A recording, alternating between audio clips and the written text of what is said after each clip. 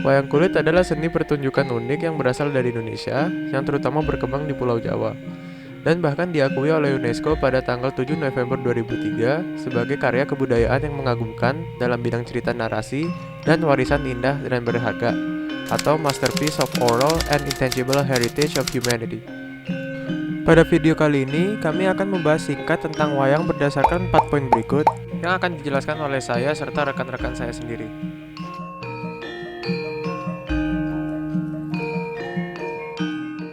Apa itu wayang? Secara etimologis, wayang adalah bahasa Jawa artinya bayangan atau imajinasi. Bayangan atau imajinasi yang diceritakan oleh teater tradisional asal Jawa. Teater ini diperagakan oleh boneka-boneka teater yang digerakkan oleh seorang dalang dan diiringi orkestra tradisional. Orang seringkali mengenal wayang hanya boneka saja, padahal wayang juga merujuk pada keseluruhan teaternya yang tak kalah menarik, mulai dari orkestranya yang memberikan suasana pada cerita wayang, cerita-cerita yang kaya akan pesan dan makna, hingga teater boneka yang dihidupkan oleh sang dalang. Umumnya, cerita dibawakan oleh wayang adalah cerita-cerita spiritual seperti mitologi-mitologi kuno maupun cerita rakyat dan legenda. Namun sering berjalannya waktu, wayang juga dipergunakan sebagai sarana penyebaran agama atau semata-mata sebagai acara hiburan.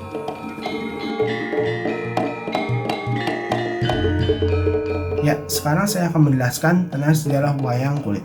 Di mana ada sebuah kebudayaan, pasti ada sejarah yang menjadi asal-muasal dari kebudayaan tersebut, tak terkecuali wayang.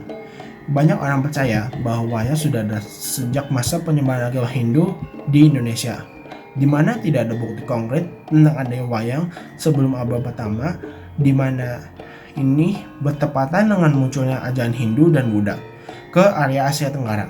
Hal inilah yang dipercayai menjadi hipotesa bahwa seni ini datang dari India ataupun Tiongkok, di mana kedua negara tadi memiliki tradisi berjalan turun-temurun tentang penggunaan bayangan boneka atau pertunjukan teater secara keseluruhan. Catatan sejarah pertama tentang adanya pertunjukan wayang mengacu pada sebuah prasasti yang bisa dilacak berasal dari tahun 930 yang mengatakan si Galigi Mawayang. Saat itulah sampai sekarang, beberapa fitur teater boneka tradisional tetap ada. Galigi sendiri merupakan seorang penampil yang sering dimintai untuk menggelar pertunjukan ketika ada acara atau upacara penting. Pada saat itu, ia biasanya membawakan sebuah cerita tentang Bima, seorang kesatria dari kisah Mahabharata. Penampilan yang dibawakan oleh Galigi tercatat dalam Kakawin Arjuna Wiwaha yang dibuat oleh Empu Kanwa pada tahun 1035 yang mendeskripsikannya sebagai seorang yang cepat dan hanya berjarak satu wayang dari Jagadkarana. Kata Jagadkarana merupakan sebuah ungkapan untuk membandingkan kehidupan nyata dengan dunia perwayangan, di mana Jagadkarana yang berarti penggerak dunia atau dalang terbesar hanyalah berjarak satu layar dari kita. Memang tidak banyak literatur yang menjelaskan sejarah asal-usul seni wayang kulit. Meski begitu, salah satu anak dari bagian seni wayang ini telah diakui sebagai karya kebudayaan yang amat berharga di bidang narasi oleh UNESCO di tanggal 7 November 2003. Hal ini mungkin menjadi pertimbangan bagi UNESCO karena dari seluruh jenis wayang yang ada, wayang kulit merupakan salah satu jenis wayang yang paling dikenal di Indonesia. Sekarang saya akan membagi jenis-jenis wayang kulit berdasarkan daerahnya, yaitu Jawa, Bali, serta Lombok. Ada perbedaan penting dari ketiga daerah di mana wayang kulit dimainkan, karena dari ketiga tempat tersebut dominan agamanya berbeda-beda. Di Jawa, di mana Islam lebih dominan, wayang menggunakan boneka yang bernama ringgit, dan permainan berlangsung sepanjang malam dan serta menggunakan lampu yang bernama blencong. Permainan juga diiringi dengan sebuah gamelan lengkap dengan sinden yang biasanya dimainkan. Di Bali, di mana agama Hindu lebih dominan, wayang tampak lebih nyata, dan pada malam hari, lampu menggunakan minyak kelapa. Musik terutama berasal dari gender, dan yang uniknya pada wayang Bali ini, tidak menggunakan sinden seperti wayang di Jawa dalang melakukan semua nyanyian. Dalang di Bali sering merupakan pendeta. Dengan demikian, mereka juga tampil di siang hari dengan tujuan keagamaan, tanpa lampu atau tanpa layar. Di Lombok, di mana peran Islam yang lebih dominan, serta dengan pengaruh Bali yang kuat, wayang kulit vernakular dikenal sebagai wayang sasak. Menggunakan boneka yang mirip dengan ringgit di wayang Jawa, orkestra kecil tanpa sinden seperti wayang di Bali, tetapi masih menggunakan instrumen seperti seruling, metalofon, serta drum. Repertoire ini unik untuk Pulau Lombok sendiri dan didasarkan pada Sikh Menak Muslim, petualangan Amir Hamzah.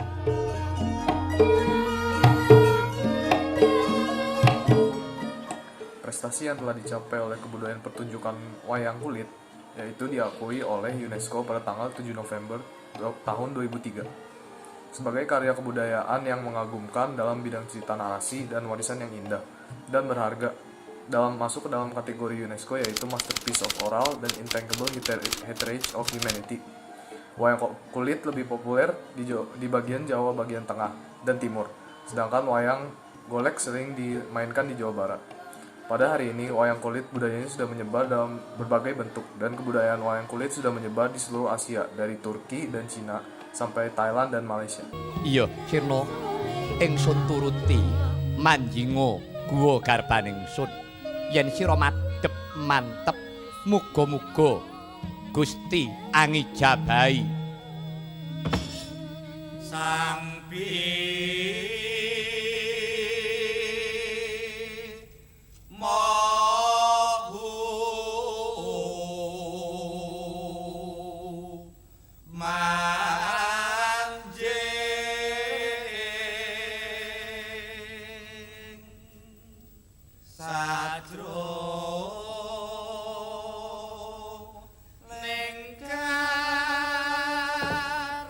wis manjing guwa garbaning Sang Dewa Ruci. Guwa garba tekse papaning bayi kang naksi suci. Sayekti Sang Bratasena wis dadi manungsa suci lahir batin, suci ning diri, mahanani daya ambuka warana. Kasembadan cedhak tanpa singgulan, adoh tanpa wangenan. Caket ing ngarsaning Gusti kang Maha Suci. Sakala ayem tentrem yayah antuk jati ning pemarem.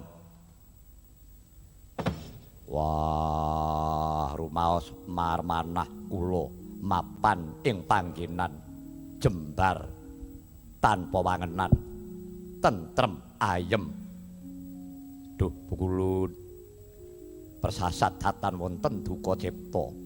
Bratasena sira wis bisa ambuka warananing ati manjing jroning kalbu minangka lelantaran marak ing ngarsaning Gusti kang Maha Suci.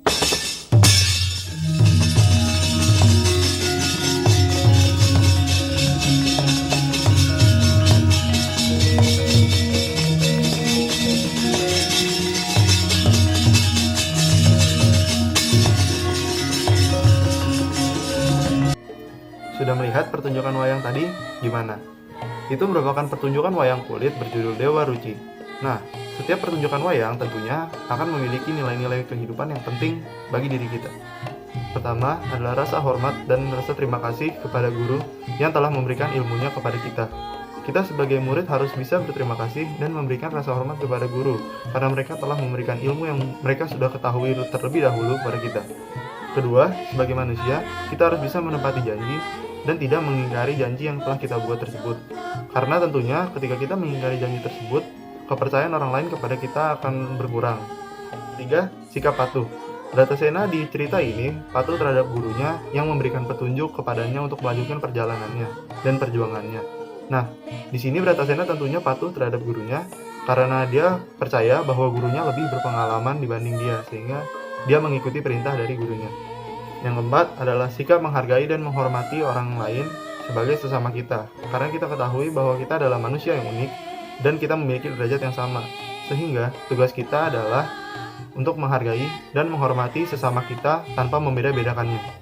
Yang kelima, sikap ikhlas. Ini ditunjukkan ketika Bratasena ingin melawan Prabu Baka dan Bratasena rela untuk menolong masyarakatnya yang mengalami kesusahan tanpa mengharapkan imbalan. Jadi, itulah 5 nilai yang dapat kita petik dari pertunjukan wayang kulit berjudul Dewa Ruci.